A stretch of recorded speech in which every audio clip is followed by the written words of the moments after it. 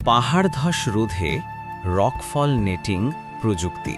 পাহাড়গুলোকে শক্ত জাল দিয়ে ঢেকে ফেলতে এখন ব্যাপকভাবে কাজ করা হচ্ছে। অনেক সময় খাড়া পাহাড়ে এই জাল বসাতে হেলিকপ্টারও ব্যবহার করা হয়, কারণ সেখানে মানুষের পৌঁছানো খুবই কঠিন এবং ঝুঁকিপূর্ণ। এই জালগুলো সাধারণ জাল নয়, এগুলো জিঙ্ক প্রলেপযুক্ত উচ্চ ক্ষমতার ইস্পাতের জাল, যার শক্তি অত্যন্ত বেশি। এই জাল প্রায় ৮,০০০ কিলোজুল গতিশক্তি পর্যন্ত সহ্য করতে পারে, অর্থাৎ প্রায় ১০০ কিলোমিটার গতিতে ছুটে আসা ২০ টনের একটি ভারী ট্রাক যদি এই জালের ওপর পড়ে, তবুও জালটি সেটিকে আটকাতে সক্ষম।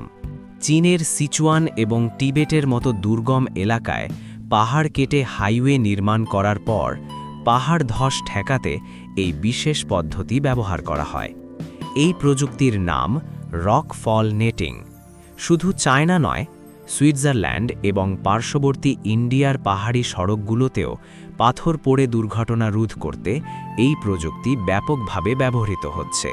এই পদ্ধতিতে পাহাড়ের গায়ে প্রায় ১০ থেকে ২০ ফুট গভীর গর্ত করা হয়। এরপর মোটা স্টিলের রড দিয়ে জালগুলোকে শক্তভাবে পাহাড়ে গেঁথে দেওয়া হয়। ফলে পাহাড় থেকে পাথর খসে পড়লেও তা সরাসরি রাস্তায় না পড়ে জালের ভেতরেই আটকে যায়। যদিও এই জাল বসাতে প্রতি বর্গমিটারে প্রায় ৬,০০০ থেকে ২৪,০০০ টাকা পর্যন্ত খরচ হয়, তবুও হাজার হাজার মানুষের জীবন রক্ষার জন্য এই প্রযুক্তি অত্যন্ত কার্যকর এবং নির্ভরযোগ্য।